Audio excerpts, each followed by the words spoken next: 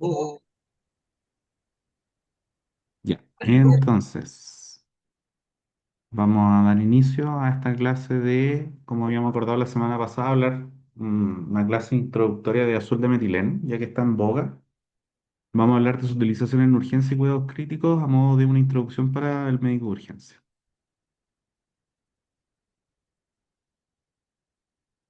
Entonces, por supuesto que no me quiere avanzar la cosa esta.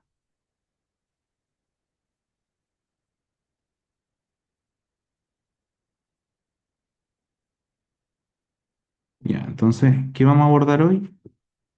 Vamos a hablar de qué es el azul de metileno, cuáles son sus mecanismos de acción, la farmacocinética que tiene, cuáles son sus aplicaciones clínicas, cómo se dosifica, su margen de seguridad, qué interacciones con otros fármacos y efectos adversos puede tener, y en qué está la evidencia clínica y cuáles son las futuras direcciones. Entonces, respondiendo qué es el azul de metileno, esta es una molécula con harta historia, así ya hacia mediados fines del 1800, inicialmente como colorante textil y como tinción biológica posteriormente, función que mantiene hasta el día de hoy. Ya hacia 1891 fue reportado como un antipalúdico y desde entonces es el medicamento de elección para el tratamiento de la methemoglobinemia adquirida. Mantiene roles en pabellón como marcador quirúrgico y más recientemente ha sido investigado como vasopresor en el shock distributivo de carácter refractario. ¿Por qué es importante hablar de azul de metileno? Porque en el shock refractario de carácter distributivo tiene una alta mortalidad dependiendo de las series que se miren, entre un 40 a un 60%.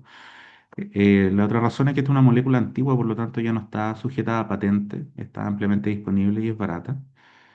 Y tiene tres mecanismos únicos que participan directamente en el shock y complementan la terapia adrenérgica, que es el estándar actual, sin competir con ella. Entonces es atractivo como terapia adyuvante. ¿Cuáles son sus propiedades farmacológicas clave? Lo vamos a ir abordando durante la presentación, pero en síntesis es un agente de oxidorreducción.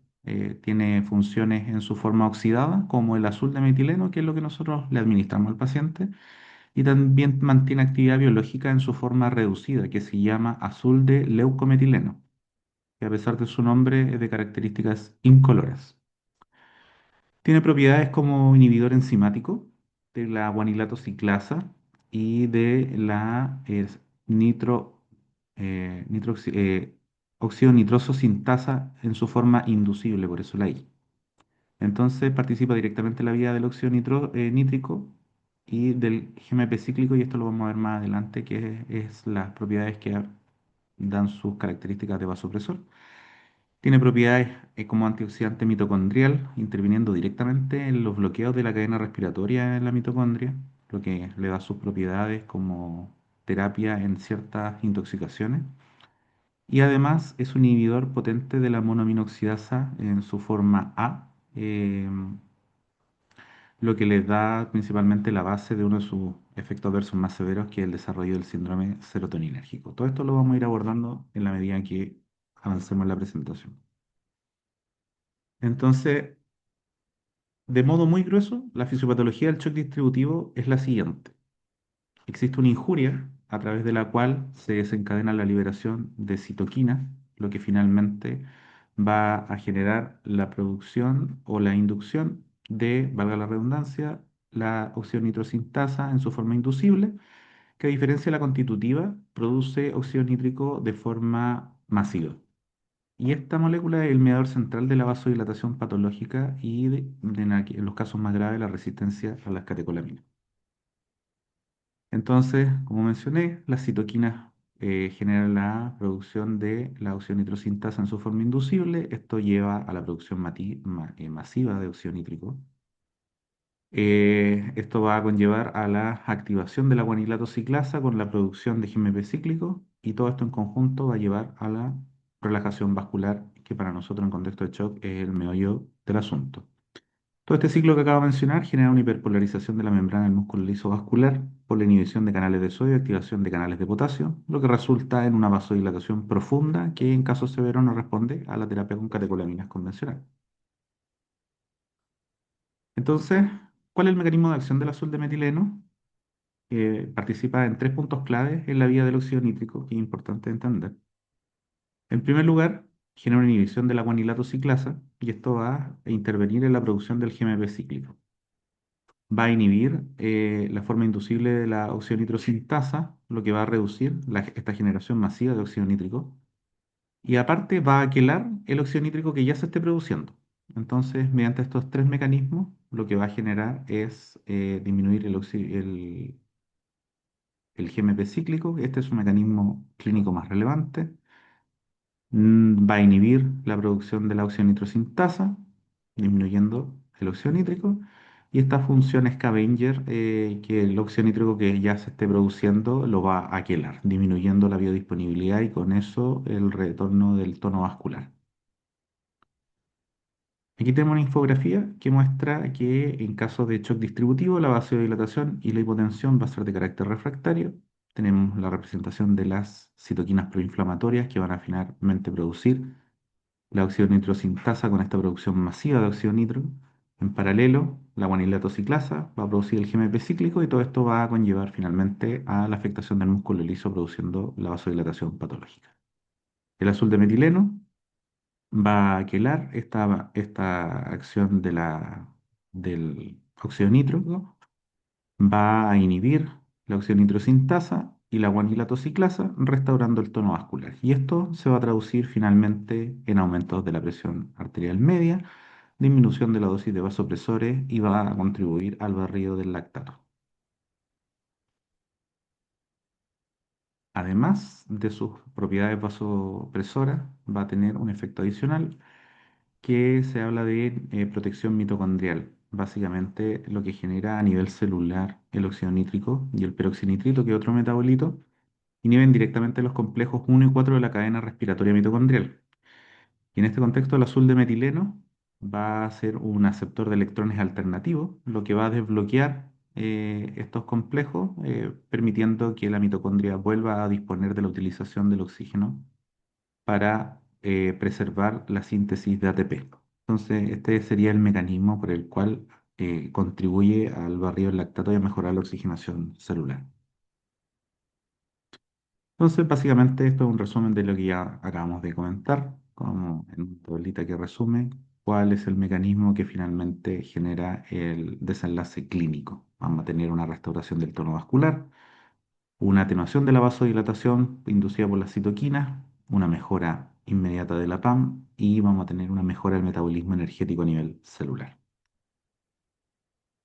Respecto a su farmacocinética, eh, es se lo llamamos un medicamento que posee un gran volumen de distribución. Esto quiere decir que penetra extensamente en los tejidos y eso va a generar que los pacientes puedan experimentar de forma transitoria una coloración azulosa, pero es considerada benigna. De la parte que queda en el plasma, tenemos un alto nivel de unión a proteínas plasmáticas, casi 94%.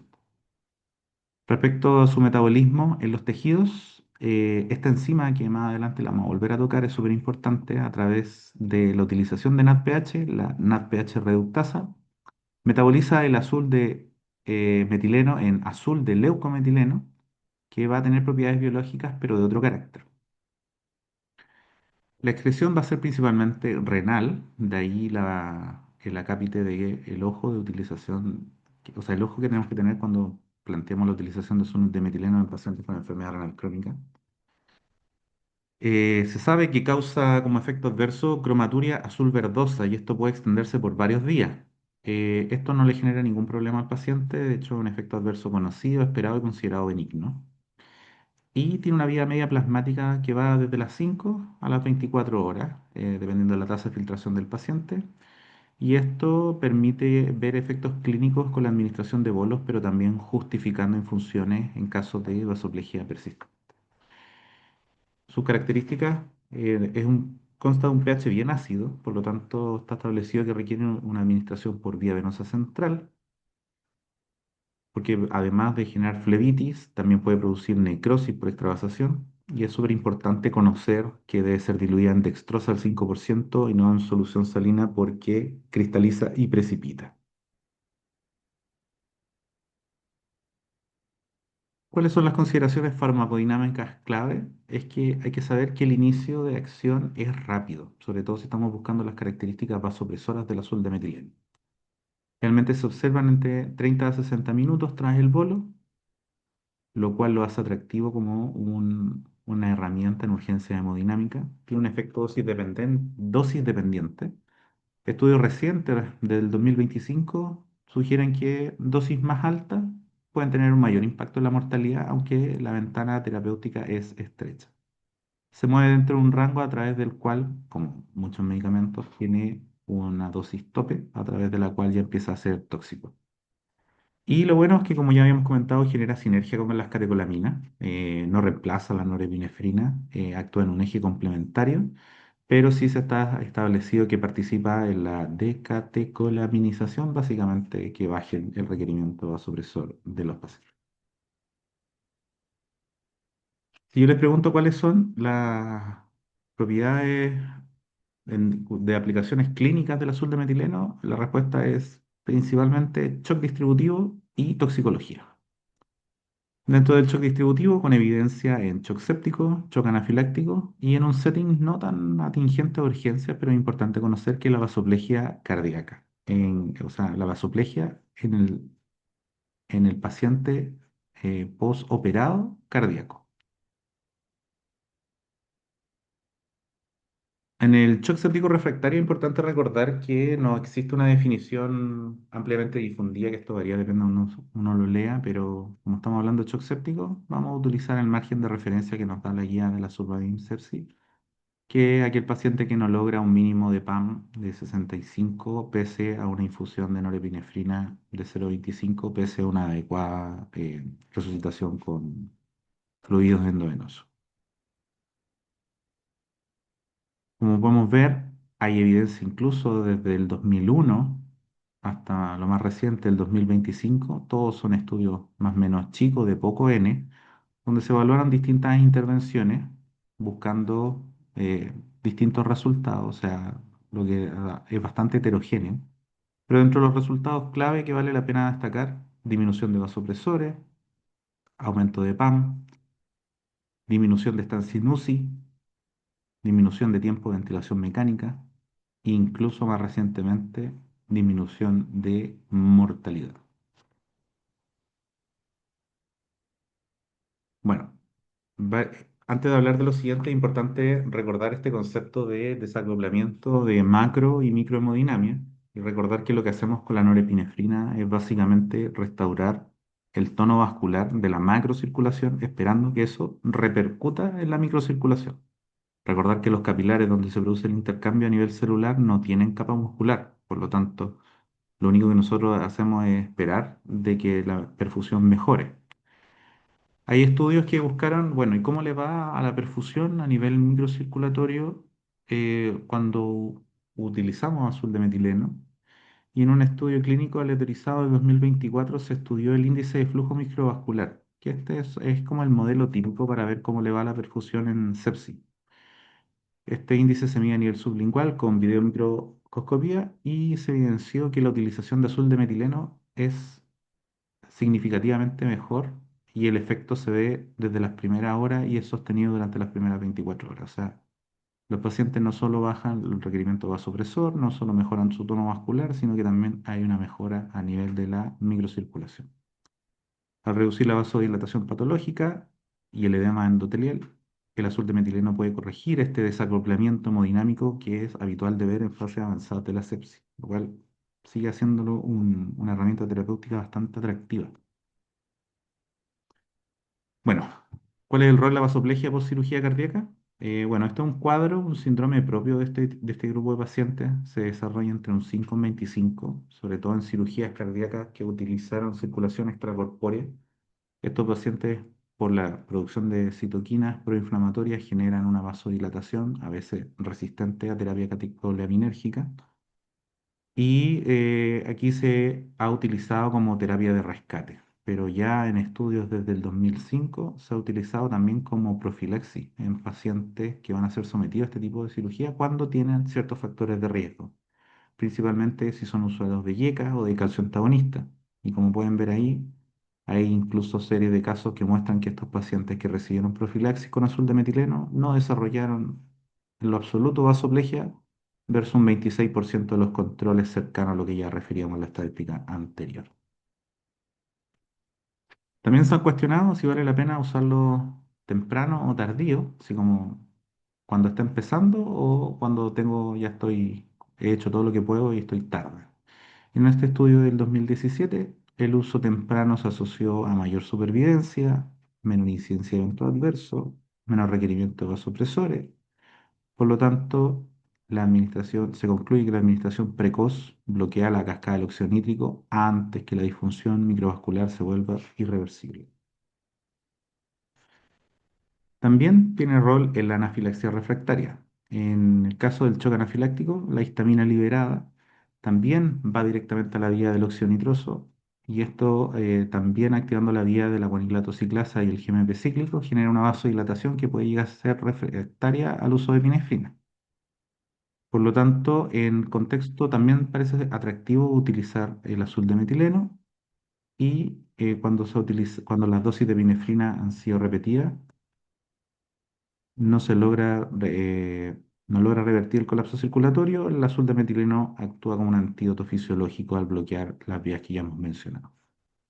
No solo a nivel vascular, sino que también existe reporte de casos de la utilización de azul de metileno como revertor de angioedema severo y compromiso respiratorio en pacientes con acción en menos de 20 minutos tras un bolo inicial, evitando en algunos casos incluso llegar a la intubación de estos pacientes.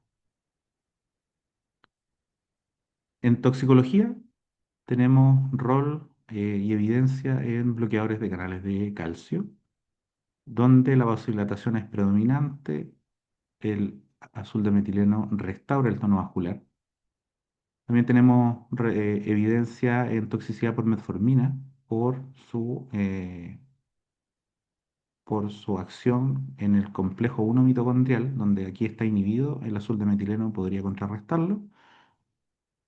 También tiene amplia evidencia en la oncología, en la utilización de ifosfamida, que es un agente quimioterápico, cuya utilización se sabe genera metabolitos que generan encefalopatía, la cual sería contrarrestada por la utilización de azul de metileno. Y la más conocida por nosotros es su indicación 1A como terapia de primera línea para la metamoglobinemia adquirida. ¿Cómo se dosifica? ¿Cuándo y cómo administrar?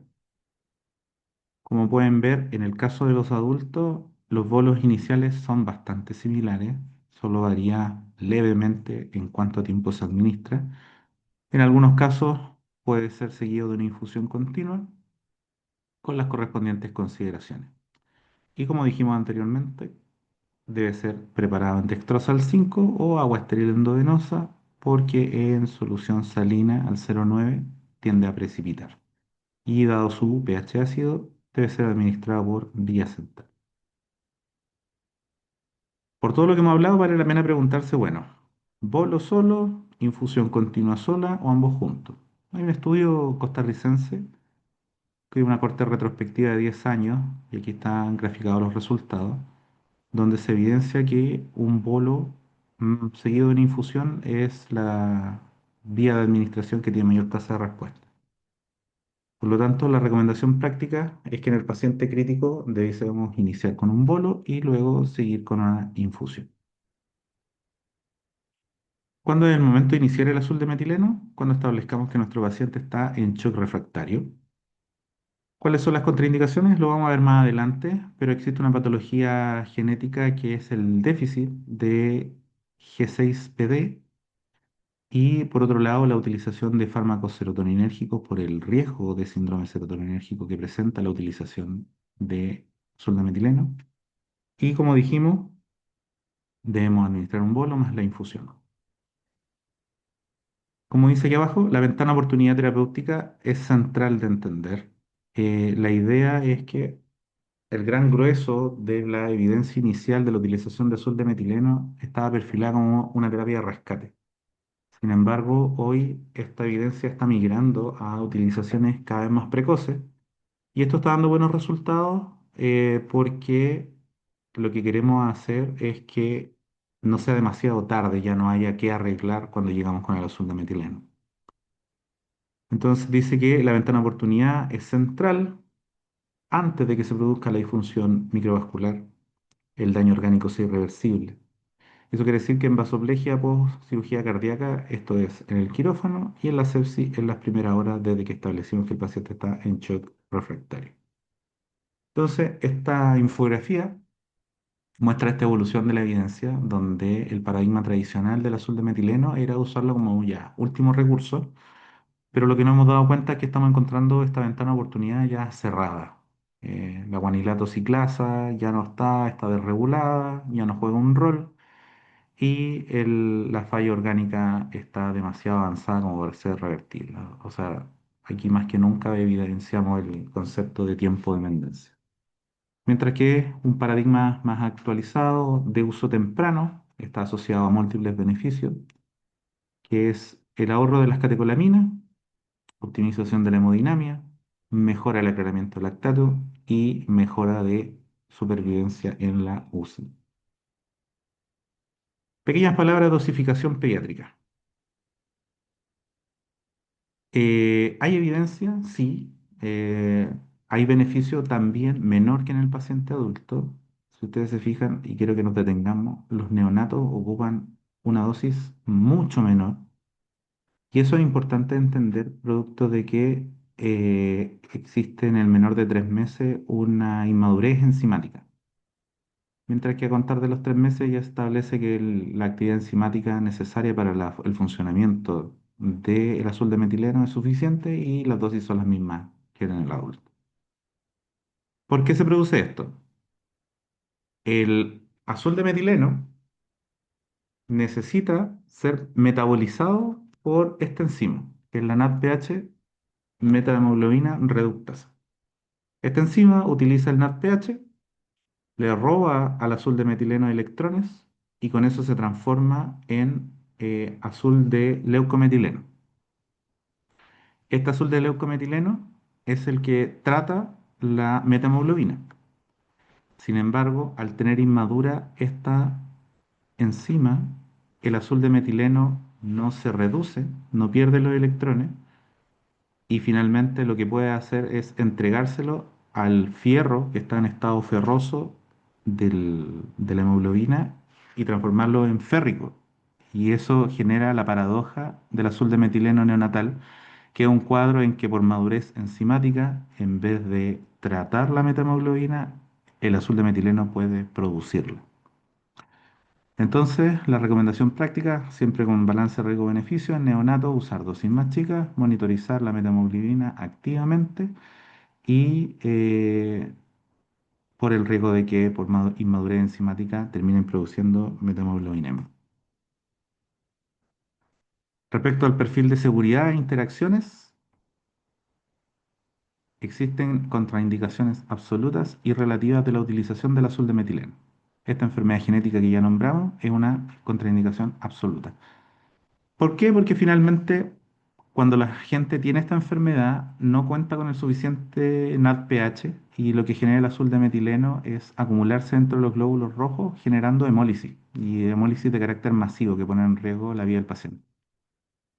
Hipersensibilidad conocida al azul de metileno y el uso concomitante de estos antidepresivos, inhibidores selectivos de la recaptación de serotonina o de serotonina noradrenalina, cuando no se ha evaluado el riesgo-beneficio. Y precauciones relativas, insuficiencia renal severa, producto de su excreción predominantemente renal, lactante de 3 meses por la inmadurez enzimática que ya mencionamos. Paciente con cualquier agente serotoninérgico activo. Recordar que aparte de de los antidepresivos, existen otros agentes que pueden ser utilizados en pacientes, sobre todo críticos, que podrían tener efectos serotoninérgicos y contribuir al desarrollo de un síndrome serotoninérgico. Por ejemplo, el linezolid como agente antibiótico. Y en el embarazo, tener consideración que es un fármaco de categoría X y principalmente por efectos teratogénicos cruza la barrera placentaria y predispone a vasoconstricción placentaria y a hipoxia fetal. Ya, ¿por qué tanto color con el síndrome serotoninérgico? Hay que recordar que el azul de metileno tiene dentro de sus propiedades ser un inhibidor reversible de la MAO-A, de la monoamina oxidasa, que está encargada en el espacio sináptico de degradar la serotonina. Si no tenemos esta enzima funcional, lo que vamos a hacer es una acumulación excesiva de serotonina y esto, en concomitancia de otro tipo de fármacos, podrían predisponer a que el paciente genere un síndrome serotoninérgico. Si lo clasificamos por riesgo, los antidepresivos son los que más nos preocupan, pero ojo que otros fármacos de uso habitual en paciente crítico también podrían ser blancos. Por ejemplo, el fentanilo en altas dosis. Recuerda que estos pacientes probablemente estén intubados. El tramadol, recordar que el único opiáceo que por sí solo es capaz de generar un síndrome serotoninérgico. Dame un segundo, por favor. Ya. La meperidina y como mencionamos el linezolid como antibiótico. Entonces, las manifestaciones clínicas van a ser las clásicas propias del síndrome y recordar que existe una contraindicación absoluta de la utilización de azul de metileno en pacientes que utilicen antidepresivos serotoninérgicos si es que no se ha hecho un correcto riesgo-beneficio, balance riesgo-beneficio. Recordar los criterios de Hunter para el diagnóstico de toxicidad serotoninérgica, basados principalmente en la aparición de clonus, ya sea espontáneo, inducible con agitación o diaforesis, a nivel ocular, la aparición de temblor o hiperreflexia y la rigidez con hipertermia. O sea, esto es importante recordar que la principal diferencia semiológica con el neuroléptico maligno, bueno, aparte de los fármacos que estaba consumiendo el paciente, es el clonus. El, el síndrome serotónico, o sea, neuroléptico maligno no tiene clonus, tiene rigidez en todo el plomo. ¿Cuál es el manejo para estos pacientes? No difiere mucho de lo que ya sabemos del síndrome serotoninérgico. Obviamente hay que detener los fármacos, la utilización de benzodiazepina y si eso no es suficiente, está indicado el uso de la ciproheptadina. La ciproheptadina, yo particularmente no la conocía, pero mientras preparaba esta clase, los pediatras me dijeron que era un inductor del apetito. Está disponible en Chile en forma de jarabe. Es un antihistamínico que aparte tiene acción de bloquear los receptores de serotonina. Entonces ese sería el rol, pues. Como el paciente está inundado en serotonina, ocupamos este fármaco como bloqueador de los receptores para disminuir el efecto de este acúmulo de la serotonina. Entonces, tenerla disponible en todo paciente que reciba azul de metileno si tiene riesgo de desarrollar un síndrome serotoninérgico. Bueno, ya hablamos de la deficiencia de G6PD por el riesgo hemolítico. No tener NADPH, el azul de metileno permanece en su forma oxidante, no pasa a leucometileno. Esto oxida la hemoglobina, generando metamoglobinemia. La metahemoglobina precipita y se acumula algo que se puede ver al microscopio, que son los cuerpos de Heinz. Y esto predispone a que finalmente se produzca una hemólisis intravascular masiva. Hay que tener en consideración que las poblaciones África, Mediterráneo y Asia tienen entre un 10 a un 20% de prevalencia de esta condición. Ahora, si no tenemos el antecedente, la verdad es bien difícil sospecharlo. Si sabemos, esto es una contraindicación absoluta, sin excepción. Hay que tener en consideración que la utilización de azul de metileno puede afectar algunas de nuestras mediciones, sobre todo el saturómetro no va a ser confiable, ya que el azul de metileno absorbe la luz muy similar a la hemoglobina desoxigenada y eso genera que de forma abrupta caiga la saturación, lo cual no quiere decir que el paciente esté desaturando, por lo que se recomienda la utilización de coximetría arterial o de gasometría mientras el paciente esté recibiendo el tratamiento. Respecto a la coximetría, hay que tener en consideración que puede haber un aumento entre un 10 y un 15% de medir falsamente el desarrollo de metahemoglobina, lo cual no quiere decir necesariamente que el paciente esté generando una metahemoglobinemia por la utilización de azul de metileno. Esto debiese pasar en el tiempo. Mediciones repetidas o factores de riesgo como los que ya mencionamos debiesen hacer pensar de que este paciente sí está generando la metahemoglobina, pero esto es una lectura falsa, un falso positivo. Y algunos puede interferir con algunos ensayos cromogénicos, como la medición de niveles anti-XA para monitorizar la anticoagulación por heparina.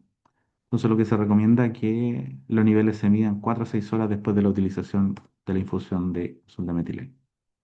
Entonces, a modo de resumen, ¿qué efecto adverso? El paciente puede orinar azul verdoso, esto es benigno, puede causar náuseas, vómitos, cefalea y sensación de calor intravenoso, muy similar a lo que sienten los pacientes con la infusión de contraste y la cefalea por vasodilatación, como con la nitroglicerina. Tinte azul transitorio de piel y mucosa, esto se pasa, así que no nos preocupa tanto. Que es grave, que haga un serotoninérgico, que haga hemólisis intravascular, que se necrose por extravasación en los tejidos y que en pacientes neonatales haga hematohemoglobinemia paradójica por la inmadurez enzimática que ya comenté. ¿Qué interacciones clave? Antidepresivos, algunos de la familia de los opiáceos, algunos triptanes por su relación con la interacción con la MAO y el linezolid que también se ocupa en pacientes críticos cuando se requiere como agente antibiótico. Integremos el protocolo clínico. Entonces, recordando, los pacientes, casi un 83% responden a polo, esto sube a un 90% cuando se realiza infusión y como dijimos, en pacientes pediátricos había evidencia de beneficio, pero es de tasa menor. Es tan bueno que está mencionado en la literatura que si a las 2 horas el paciente no responde a azul de metileno, debe motivar búsqueda de causas alternativas de hipotensión refractaria y la evaluación de una segunda dosis en esquema, según los esquemas institucionales. O sea, lo que recomienda la evidencia es que si tenemos disposición de azul de metileno, esto esté protocolizado, ¿qué hacer? ¿Qué debemos tener en consideración? Monitorización hemodinámica, oxigenación real, recordar que el saturómetro no va a ser confiable, signos clínicos para pesquisar el desarrollo de síndrome serotoninérgico, sobre todo en pacientes que tengan factores de riesgo, función renal y hematológica, principalmente por el riesgo de hemólisis. ¿Hacia dónde va la literatura? Bueno, todo lo que yo les dije ahora suena a que esta es la panacea y es lo que se viene y es maravilloso, pero hay sesgos importantes de la literatura actual. Lo primero es que todos los estudios son de n pequeño, por lo tanto no se ha podido establecer por ahí limitación del poder estadístico para pesquisar, por ejemplo, mortalidad 28 días, que sabemos que en la literatura de UCI es un outcome importante. Pese a que se han establecido las dosis en las cuales se debe administrar, la evidencia que dio muestra el beneficio, muestra heterogeneidad de los esquemas, entonces no se tiene definición de cuál dosis es la mejor. Tampoco hay una definición ampliamente de qué es refractariedad en el shock. No tenemos biomarcadores que nos permitan guiar si el paciente va a ser respondedor antes de administrar el medicamento, por lo tanto, esto es una terapia que hacemos prácticamente a ciegas. Y como el gran grueso de la literatura lo utilizó como último recurso, los estudios observacionales pueden subestimar el beneficio real por incluir pacientes que estaban in extremis. ¿Cuáles son los mensajes centrales para el médico de urgencia? Primero, reconocer la indicación. Shock distributivo refractario. Hay que descartar contraindicaciones. Documentar la evaluación del riesgo-beneficio. Hay que administrar correctamente. Bolo más infusión en el diluyente correcto.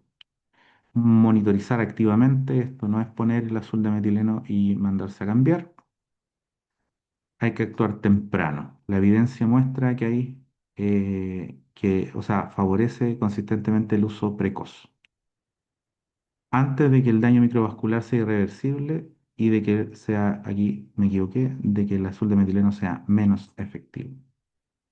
¿Cuáles son las conclusiones? El azul de metileno se ha consolidado como una intervención adyuvante cada vez más precoz. Su acción sobre la vía del óxido nítrico y de la guanilato ciclasa complementa la terapia que es el estándar actualmente en el manejo de estos pacientes.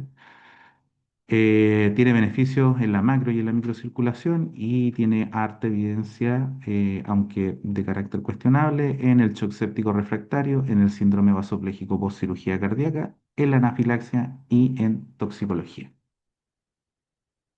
Y fin. Eso sería lo que tenía para contarles, chiquillos. No sé si quedó alguna duda, alguna pregunta o algo que podamos comentar. ¿Aló? ¿Me escuchas? Sí, perfecto. Eh, Creo que mi duda en realidad era en relación a qué consideraban como precoz o abordaje precoz o administración precoz en el shock refractario. Como en qué situación específica de la urgencia nosotros lo consideraríamos. Un paciente que está con dos drogas y está en aumento, con una droga se podría aplicar. Eh, Lo que mencionaban era primera hora de establecido el diagnóstico de shock refractario. ya, Entonces ahí va a depender de qué vas a considerar tú como shock refractario. Nora sobre 0,2, 0,25, 0,3. Hay literatura que incluso dice sobre 0,5. Pero a los 0,5 yo ya voy a tener una segunda droga probablemente. Entonces, paciente con dos drogas, depende de la definición que tú le des. Pero tú le pones el título de shock refractario y antes de la primera hora debiese iniciar el azul de luz. ya, perfecto. ¿Y cómo se llama el estudio del 2025? El autor se llama No, Checker era o como Chak. Chance, algo así, o Chat, no, No, Checker. Lo puedo a ver, Baker. espérate. Sí. Vamos a salir del Car- modo. Carlos, Dígame.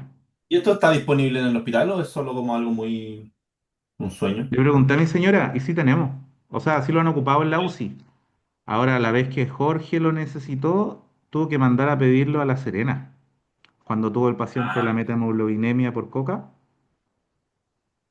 A Ovalle, Rocío, Ovalle, ¿a Ovalle fue? sí. No había, tampoco había en No. Serena. Dime, voy Sí, a pues saber el nombre. que no es caro. Ahí está la evidencia. Chaker, el estudio del 2025. Oiga, Gracias, yo doctor. tengo entendido que la toxicidad igual era en adultos, pero era dosidependiente. Creo que lo había revisado un momento y era sobre 7 miligramos por kilo.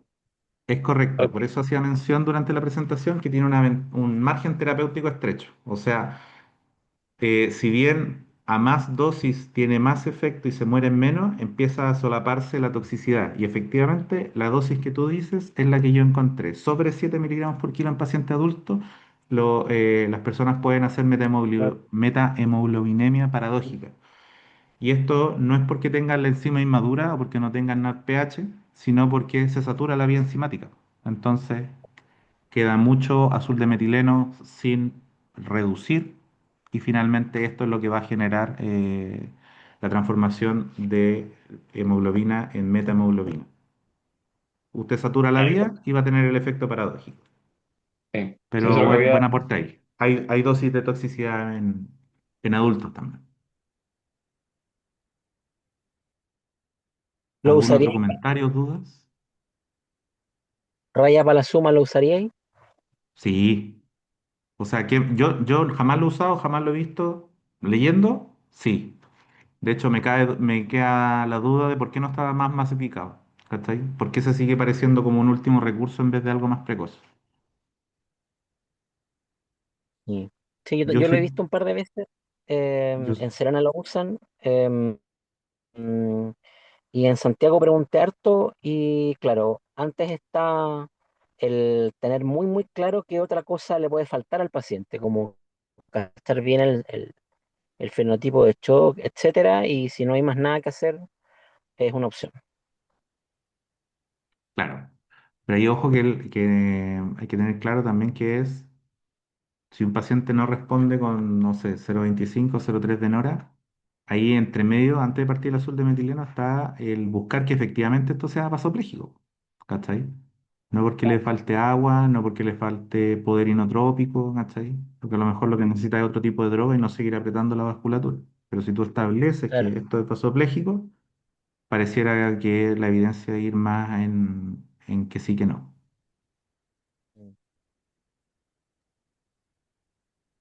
Sí, puede descartar otras cosas también, porque no tenga una estenosis ártica severa, que no esté en un SAM.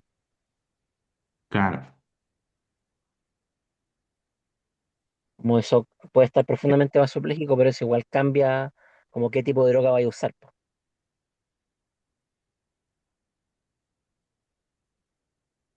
Claro, ahí recordar que bueno que todo esto es en poblaciones que tú le pusiste shock distributivo. O sea, puede haber una infinidad de subgrupos que solo el tiempo nos va a decir que un estudio que analice esa subpoblación, si es que realmente en ese momento hay beneficio o no. Pero ahora sí, si agarráis la gran masa, pareciera que sí. Y con qué dosis te quedaría ahí? Bolo de 4 miligramos, que ¿Ya? eso es lo que mostró el estudio de Chaker. Bolo de 4 miligramos y después la infusión. A ver dónde tenía las tazas con.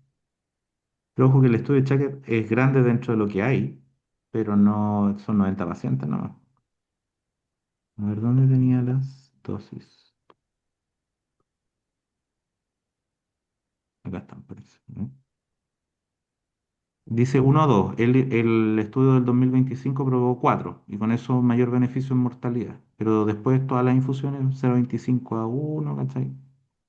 Bueno, Dosis media. bueno, Lo bueno es que independiente del subtipo de shock distributivo, el beneficio y las dosis andan más o menos por ahí. Entonces, no es como algo muy individualizable. Pero sí, bolo con infusión. Eso, o sea, después de analizar lo que me tocó leer, les diría eso. Yo lo vi en el Sotero, una niña joven, una neumonía así del terror, shock refractario, y lo usaron como segunda opción, pero fue no, sin bolo, lo usaron con infusión continua. Ujú.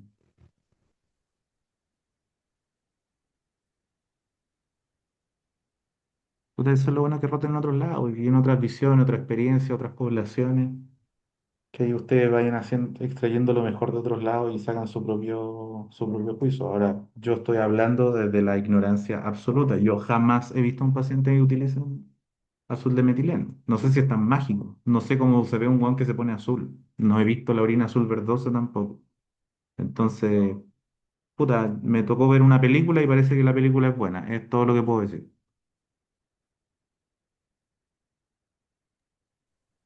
Pero buena presentación, bien completa. Gracias, doc. Ya pues, chiquillos, ¿está la MAPI? Oli, sí. Ya, dame un segundito que vamos a parar la grabación.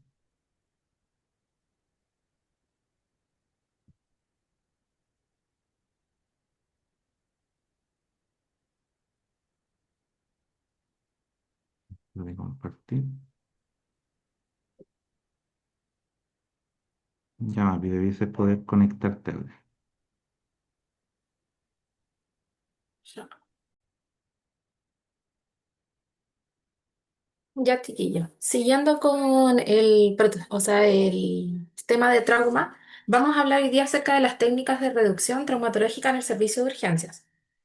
¿Ya?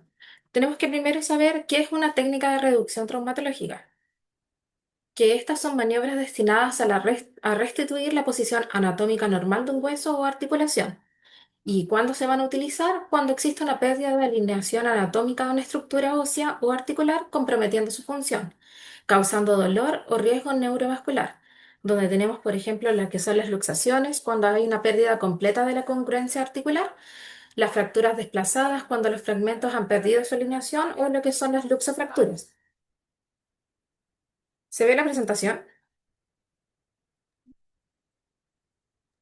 Estamos Ah, viendo se la ve. diapo inicial Sí. todavía. Y la inicial, sí. ¿Qué cosa? Se ve la portada. Ah, se ve la pura portada. A ver, sorry que estoy teniendo problemas con el internet, pero que yo veo acá la presentación. Entonces, a ver, voy a dejar de compartir.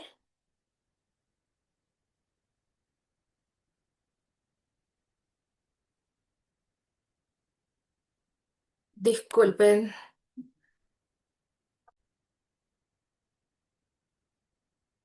Ya, ahora sí. Bueno, hoy día vamos a hablar de técnicas de reducción traumatológica en el servicio de urgencia. Tenemos que saber que las técnicas de reducción traumatológica son maniobras destinadas a restituir la posición anatómica normal de un hueso o articulación. ¿Y cuándo las vamos a utilizar? Cuando existe una pérdida de la alineación anatómica de una estructura ósea o articular comprometiendo su función, causando dolor o riesgo neurovascular, como es el caso de una luxación, cuando se pierde lo que es la estructura Alineada de la articulación, la fractura desplazada cuando hay una pérdida de la alineación o una luxofractura. ¿Cuándo reducir en urgencias? Lo antes posible. Cuando hay compromiso neurovascular, cuando tenemos un dolor intenso, deformidad o angulación significativa, sobre todo en las luxaciones, compromiso funcional o cuando tenemos una piel tensa con riesgo de necrosis. Cuando no reducir en urgencia, que es igual de importante, cuando tenemos una fractura claramente quirúrgica inestable, cuando tenemos una fractura expuesta compleja, cuando no se dispone la analgesia o sedación adecuada o cuando el paciente está hemodinámicamente inestable. Antes de reducir, es necesario siempre hacer una evaluación primaria con énfasis en una evaluación neurovascular, tener una radiografía idealmente antes de la reducción, eh, in- excepto en pacientes que necesitan una reducción urgente, una buena pseudoanalgesia que nos puede ayudar a tratar de que la reducción sea efectiva, consentimiento informado que realmente yo no lo he visto mucho en nuestro servicio de urgencia y tener, por supuesto, todo lo que vamos a utilizar para la notificación, o sea, para la fijación de nuestra reducción, ¿ya? Y es bastante importante utilizar una muy buena sedación y por eso hago énfasis para que el procedimiento resulte como nuestro compañero. Ya. En cuanto a los signos de alarma de patología vascular, tenemos lo que es la palidez, la ausencia de pulso, el dolor desproporcionado, el déficit motor sensitivo. ¿Ya? En cuanto a lo que necesitamos después de la reducción, como dije, es importante tener una radiografía antes de la reducción, pero también igual de importante tener una después de la reducción y ver que la alineación de la estructura haya sido la correcta. En cuanto a los objetivos de la reducción, tenemos que saber que la idea es restablecer la anatomía, disminuir el dolor, prevenir el daño neurovascular, evitar la cirugía y recuperar la función. ¿Ya? En cuanto a las complicaciones de una reducción, tenemos lo que es la lesión nerviosa, que ocurre en un gran número de casos, la lesión vascular, la fractura iatrogénica y el síndrome compartimental. En cuanto a las diferentes luxaciones o fracturas que podemos tener, tenemos principalmente en el hombro la luxación glenohumeral, la cual corresponde al 50% de las luxaciones de articulaciones mayores.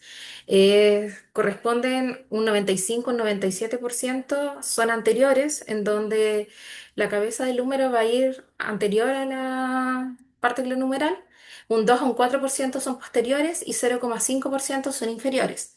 Es frecuente en hombres jóvenes con factores de riesgo, como por ejemplo pacientes que tienen luxaciones de hombro de manera recurrente, hiperlaxos, etcétera.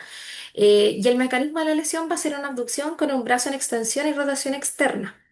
La clínica va a ser el típico signo de la charretera, en donde se va a aplanar lo que es a nivel del hombro, vamos a palpar la cabeza humeral y la cavidad glenohumeral va a estar vacía. ¿Ya? Y es típico también ver a nuestro paciente con el brazo abducido, que tienen, generalmente están sosteniéndose el bracito. Y hasta en un 20% podemos tener afectación frecuente del nervio axilar. Tenemos distintas técnicas para poder manejar lo que es la luxación de hombro. La técnica de Kotter es casi específica para la luxación anterior, en donde vamos a tener al paciente sedado, ya sea sentado o semi sentado, o sea, en supino o semisentado, perdón, vamos a tomar tanto la muñeca del paciente como el codo, haciendo una tracción suave para luego ir moviendo lo que es el codo hacia la línea media del paciente, para luego hacer una rotación interna con la mano que va a ir hacia el hombro de nuestro paciente, tratando de revisar que la reducción haya sido correcta. También tenemos la técnica de Stimson, en donde con nuestro paciente sedado lo vamos a tener en prono en la camilla, con el brazo en 90 grados colgando, Generalmente se utiliza un peso de 2 a 7 kilogramos que van a ir en la muñeca. La idea es que no toque el piso y la idea es tratar de que la reducción se vaya haciendo sola. En algunos contextos no resulta y un segundo operador va a requerir hacer un movimiento a nivel de la escápula para poder favorecer la reducción, mientras el otro operador va a generar un peso mucho más, con una tracción mucho más intensa. Tenemos también la técnica de Fabre, en donde vamos a tener a nuestro paciente sedado en supino. Vamos a ir desde haciendo una tracción desde la muñeca, en donde va a ir haciendo una abducción del brazo. Cuando llegue a 90 grados, va a hacer una rotación externa en donde la palma de la mano va a mirar hacia arriba y van a ir subiendo hasta los 120 grados hasta conseguir lo que es la reducción para luego poner el brazo por encima del cuerpo del paciente. La técnica de Davos es otra que se describe y se habla generalmente de una autorreducción, en donde el paciente va a estar sentado, va a tener las muñecas fijas alrededor de su rodilla. Luego de esto se va a ir reclinando el paciente hacia atrás hasta que se escuche el clic de que la reducción fue efectiva. Y ya la técnica de tracción y contratracción que la hemos visto varias veces en la urgencia es donde un operador va a hacer tracción con una sábana que va a ir a nivel torácico o axilar para luego el segundo operador desde la muñeca hacer una contratracción que sea suficiente para que el hueso caiga en la cavidad humeral, que es una de las que más hemos visto por lo menos en la urgencia, igual que la de Kocher. Cuando hablamos del codo, podemos tener luxaciones, fracturas o luxofracturas. Tenemos que saber que es la segunda luxación más frecuente en adultos, que un 15% se va a asociar a otras fracturas y que hasta el 80% van a ser posteriores. El mecanismo es una caída a nivel con la mano extendida, con el codo en hiperextensión y en varo. Y hay que sospechar mecanismos de alta energía, eh, accidentes de tránsito, deportes extremos o de contacto. La clínica va a ser el típico dolor, impotencia funcional y la deformidad del codo. Y el riesgo de afectación primero es de la arteria braquial y también asociado a eso puede ser una lesión del nervio ya sea mediano, radial o ulnar. En cuanto a la técnica, va a ser la de tracción-flexión, en donde vamos a tener el codo semiflexionado con el paciente sedado. Una de las manos va a ir directamente a fijar lo que es el húmero, mientras la otra mano va a generar una tracción del antebrazo, va a alinear el eje dependiendo hacia dónde fue la luxación y va a generar una flexión para que caiga efectivamente y se alinee la articulación, dejando el brazo en esta flexión de 90 grados. También tenemos la técnica de tracción contra tracción, en donde se hacen dos operadores con el paciente sedado. Uno de los operadores va a apretar lo que es la parte del húmero y lo va a fijar. Asociado a esto, mientras el segundo operador hace una contratracción de la extremidad desde la muñeca, el primer operador va a generar una presión sobre el olecranon hasta que logre generarse la reducción. Si hablamos desde la muñeca, tenemos generalmente las fracturas distales de radio, que tienen una alta incidencia, tienen una presentación bimodal en pediátricos y en adultos mayores. Si lo vemos en pacientes jóvenes, generalmente se asocian a accidentes de tránsito o algunos deportes extremos, y es frecuente también en mujeres asociadas a osteoporosis. El mecanismo van a ser caídas a nivel con apoyo de manos en extensión o en flexión. Nos referimos a extensión generalmente cuando hay un desplazamiento dorso y recibe el nombre de fracturas de Colles, y a las de flexión cuando existe un desplazamiento celular y generalmente tenemos lo que es las fracturas de Smith. El riesgo es la afectación del nervio mediano y se pueden asociar a fracturas de escafoides en un porcentaje menor. Clínicamente en las de Cox vamos a tener la deformidad en dorso de tenedor y en las de Smith la deformidad en pala de jardinero.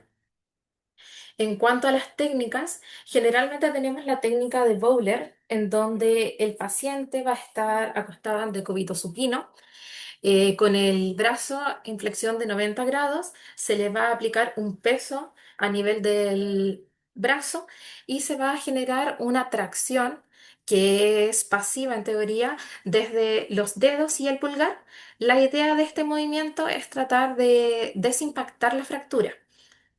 También en nuestra pasada de traumato yo la vi varias veces y se combina generalmente con la técnica de Jones, en donde a los pacientes se les va a inyectar anestésico local a nivel de la lesión. El peso va a ayudar primero a desimpactar y luego se va a hacer una tracción de un operador hacia abajo, o sea, desde el húmero y la otra tracción desde la mano en sí para poder generar la desimpactación de la fractura. Se va a hacer una rotación o una inclinación leve hacia cubital y se va a generar el movimiento contrario al mecanismo de la fractura para terminar de alinear la extremidad. Lo importante también de esto es que después se va a dejar aparte de la mano semicubitalizada. La idea es que también se le pegue al paciente para poder fijar lo que es la reducción en sí y poner posteriormente lo que es la válvula. En cuanto a los dedos, tenemos las luxaciones interfalángicas que es frecuente en deportistas o en adultos jóvenes. Afectan generalmente a las articulaciones en las interfalángicas proximales o distales. Son más frecuentes las luxaciones dorsales más que las volares y raramente se ven las laterales. El mecanismo es la hiperextensión forzada cuando es dorsal o la hiperflexión con trauma cuando es volar. Y la clínica va a ser el dolor, la deformidad y la impotencia funcional. La técnica de tracción, que va a ser la que va a reducir este tipo de fracturas, es tratar de fijar la falange que está más proximal para luego traccionar las falanges que son más distales, logrando alinear lo que es la estructura del dedo. Si es que nos referimos al segundo o al quinto dedo, es importante de que se pueden poner solamente férulas, pero si es que se hace la técnica de reducción en el dedo pulgar, es importante que van a tener que quedar con una valva antebraquiopalmar, ¿ya? Y lo otro es que las más frecuentes son las dorsales. Ellas tienen que terminar la reducción con el dedito un poco más en flexión para poder fijar lo que es la reducción. Cuando hablamos de la cadera, tenemos la luxación de cadera. Es secundaria a mecanismos de alta energía. En un 40 o un 70% tienen lesiones asociadas, ya sea de pierna, de rodilla. El 95% corresponden a luxaciones posteriores y el mecanismo va a ser el impacto axial sobre el fémur con la cadera en flexión. Van a tener típicamente esta clínica en posición púdica, en donde vamos a tener un acortamiento de la extremidad con una rotación interna y una abducción de la extremidad como si se estuvieran tapando los genitales y el riesgo de afectación es mayormente el nervio ciático. En cuanto a las técnicas, tenemos la técnica de Alice, que la verdad es que se utiliza harto en la urgencia, en donde un primer operador con el paciente sedado va a fijar a nivel de las crestas ilíacas lo que es la pelvis del paciente, para que un segundo operador, de manera por debajo de la rodilla y fijando lo que es a nivel de la pierna del paciente, van a hacer una tracción de toda la zona del fémur para poder tratar de encajar de esa manera y alinear lo que es la luxación de la cadera. Ya se necesita bastante fuerza. Por eso muchas veces se tiene que tener al paciente bien sedado, aparte que duele mucho, y tener dos operadores que puedan llevar esta fuerza contraria.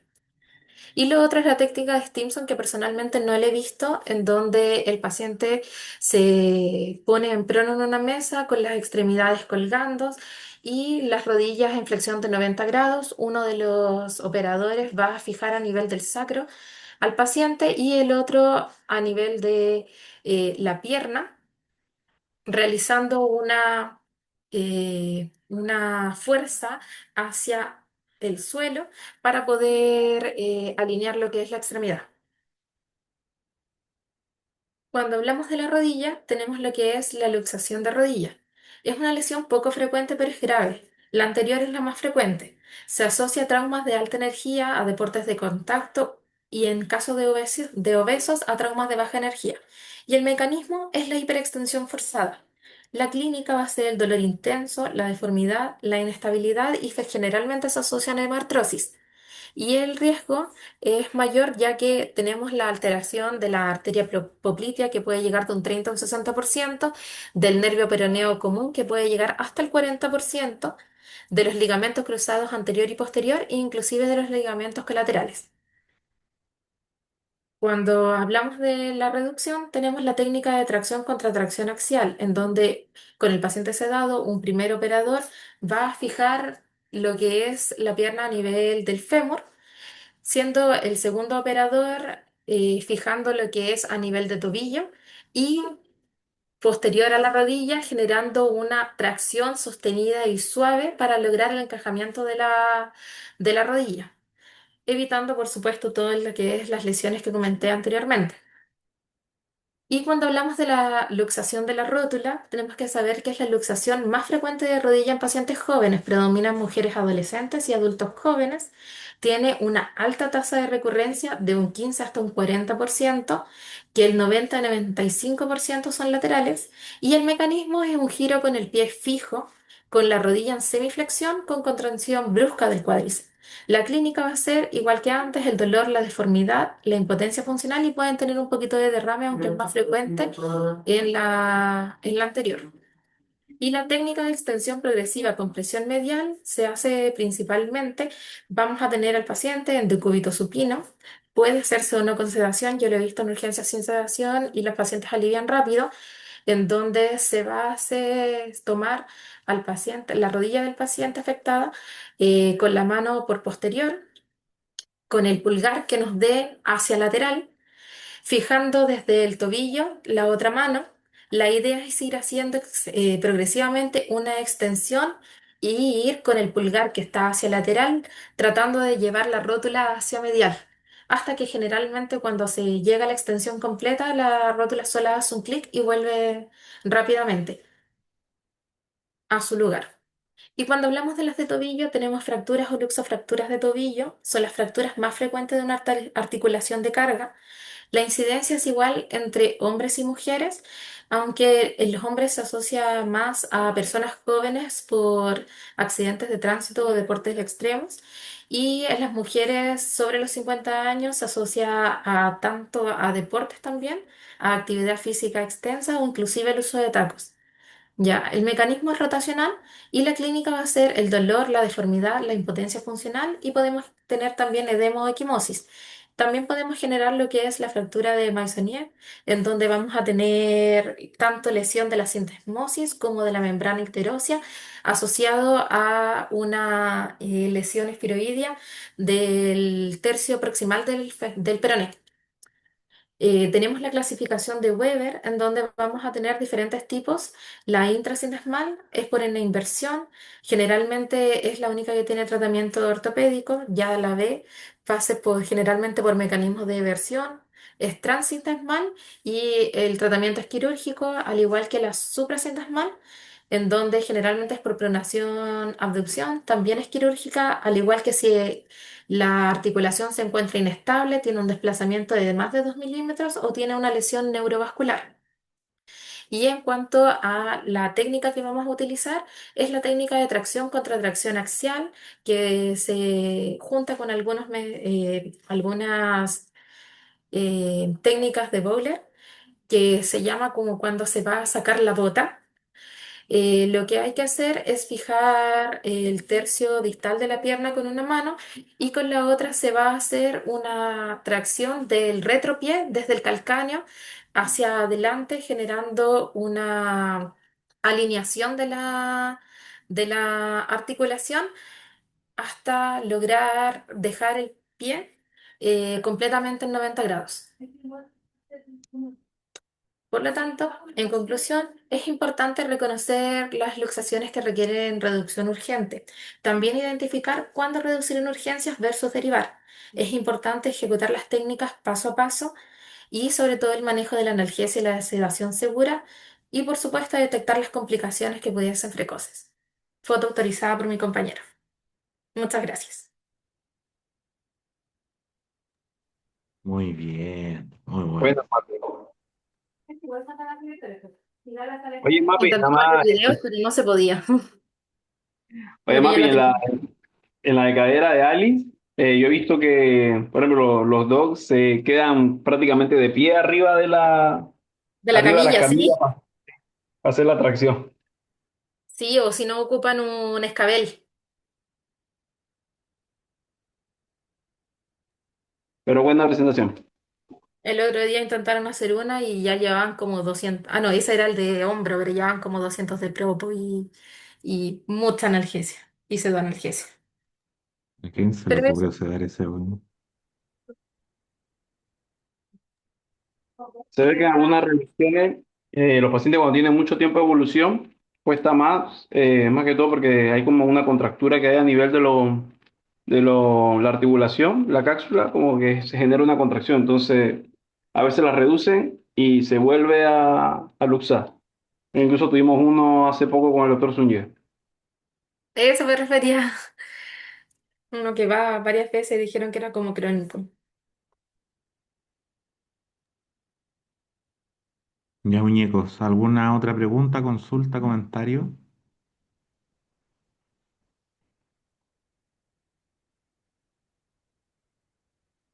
¿Quién es Motorola Edge 50 Fusion? Parece que el lucho.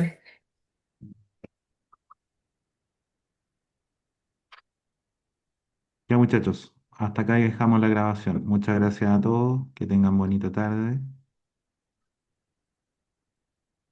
Hasta luego.